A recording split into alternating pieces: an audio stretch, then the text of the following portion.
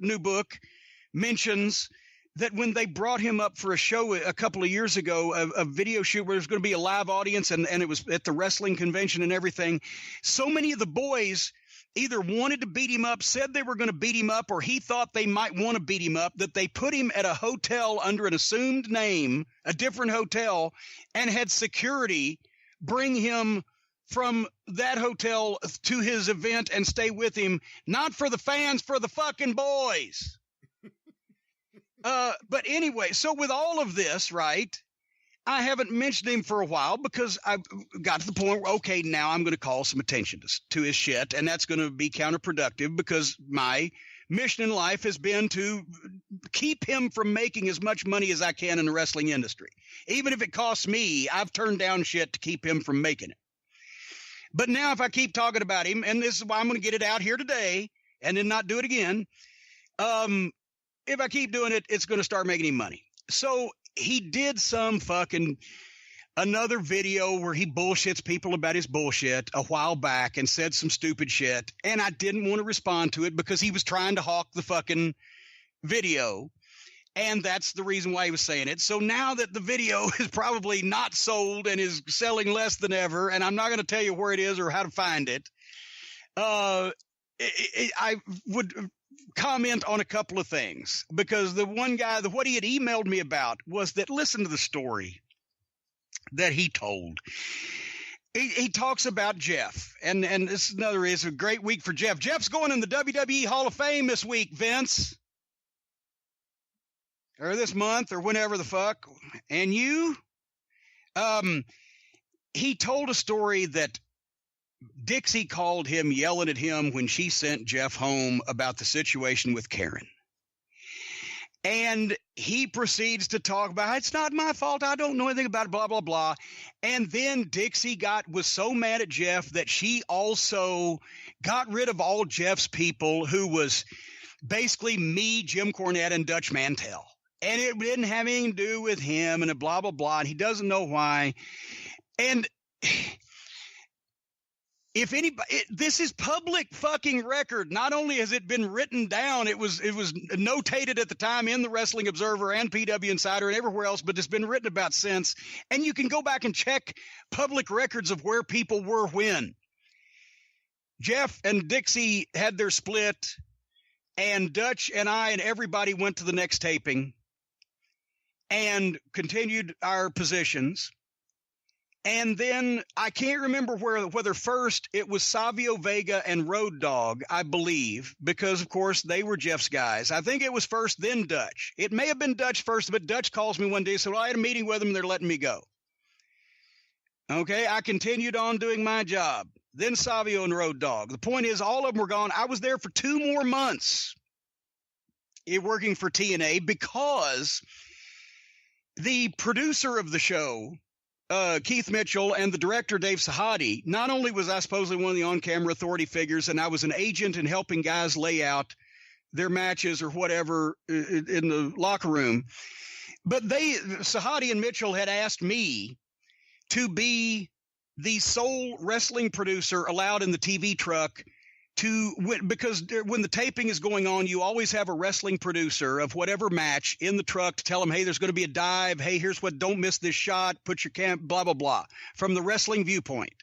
Hit the music, cue it. He's lost. You got to cue the referee, blah, blah, blah, whatever the fuck. Wrestling guys there. They asked me to be the one because I'd had the most experience at a major league level and because I was easiest to work with because I knew what they wanted. So they couldn't get rid of me until some way or another, Mr. Russo was able to sell Dixie that, well, I got this guy now that we're down all the creative team and the agents, this guy, Ed Ferrara, can come in. Lance Storm did have the good line, trading Jim Cornette for Ed Ferrara is like trading your house for a tent. But Russo convinced Dixie that Ferrara could come in and help him with the creative team, but he couldn't be in the same place with me at the same time because I had spit in his face years earlier for mocking Jim Ross's Bell's palsy. So whereupon Dixie lets me go to bring Ferrara in, who lasted a total of 6 months. But at least Russo could show, well, I'm replacing somebody because I have had you fire all these people. I have buried them. After you've got mad at Jeff, I have seen my opportunity and buried all of them to get rid of them. So I got to start bringing some in. That's the way it happened, and everybody has written about it and acknowledged it, and there's record of that fact. But because dipshit lives in his own world, and he continues, like Donald Trump, to try to make people think that he knows what the fuck he's talking about, that he's now coming up with shit just for the most gullible of folks who won't bother to check what was happening. So that's what took place. And it was also, and the emails that came out in the lawsuit. Remember the emails where in 2006, Russo was emailing Dixie, burying not only me, 2 weeks after they hired him back, not only me, but Jeff Jarrett also, to Dixie so he could get in.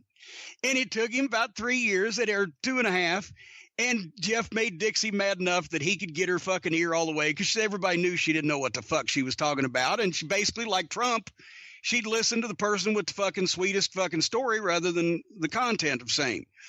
So, but here's the best part. And the only reason I'm saying this once again is because I got the email, you can't talk about Vince Russo. No, I can talk about Vince Russo all I want. And actually, everybody saw what I did with the restraining order. I made a mockery out of it because it came from a mockery, and I wiped my ass with it because it was ridiculous. And we raised some money for charity, which is the only good thing this fucking prick's ever done. But what that restraining order says is I can't stalk him. I can't find him and physically abuse him or hurt him. I can't make him in fear of his life, but he is a public figure.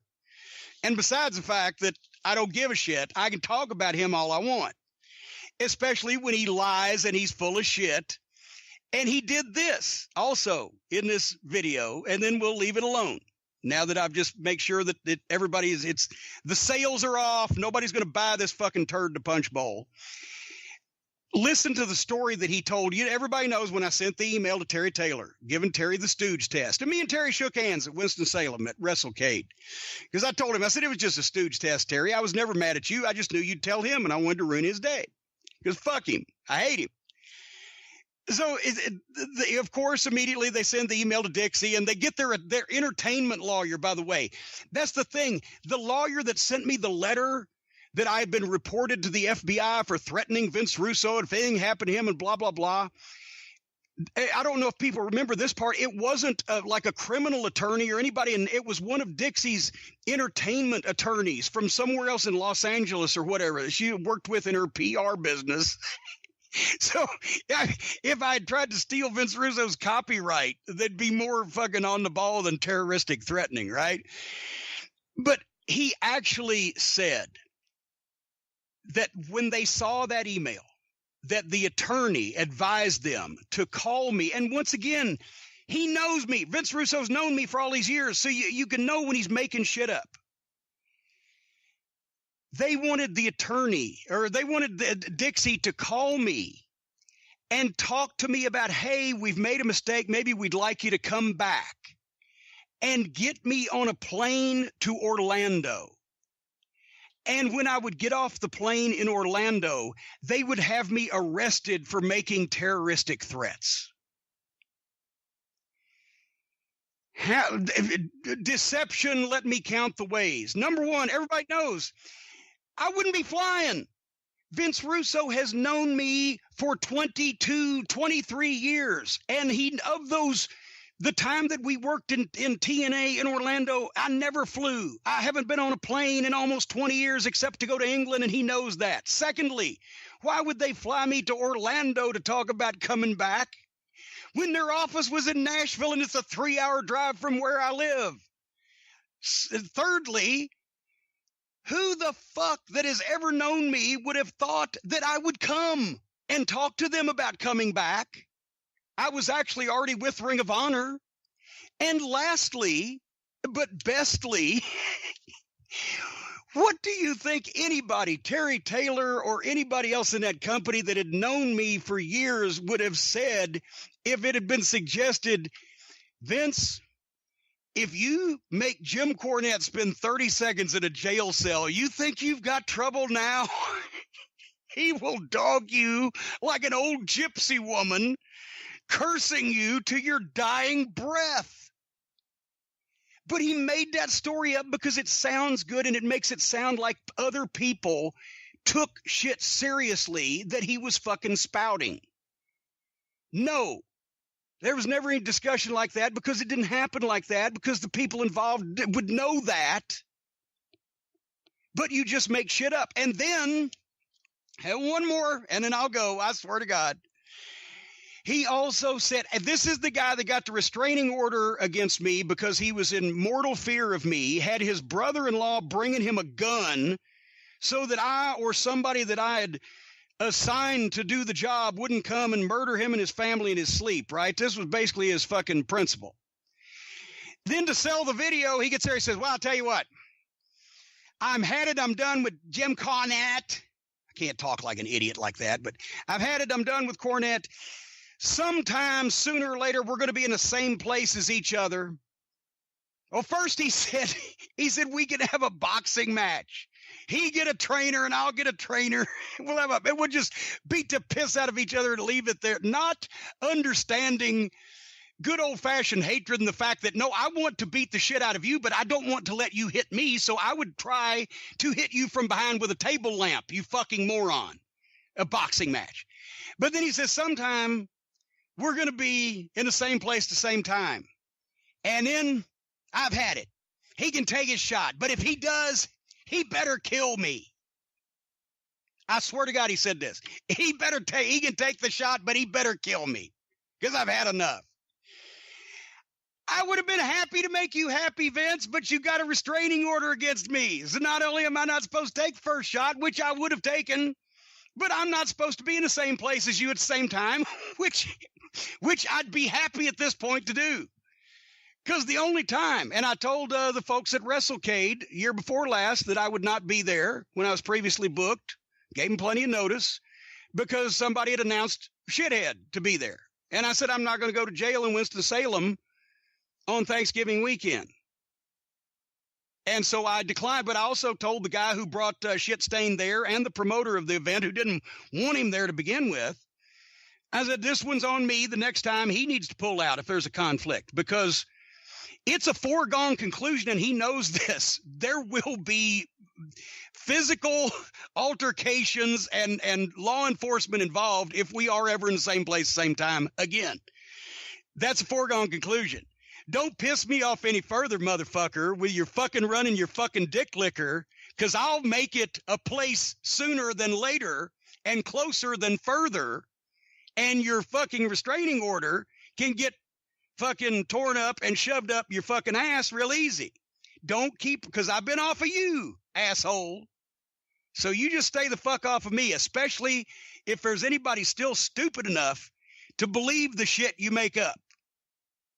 We're going to be all fine, but I just wanted to bring this to everybody's attention that this fucking idiot now to sell a video says if I hit him, I better kill him, but we're going to be in the same place sooner than later. Apparently, he intends to violate his own restraining order, which would be fine with me, but he won't, and he's not, because he's gutless, and he's desperate now, and nobody will talk to him. And this whole thing, if you'll recall, Brian, the whole restraining order thing, you remember what set that off last year at the Hall of Fame?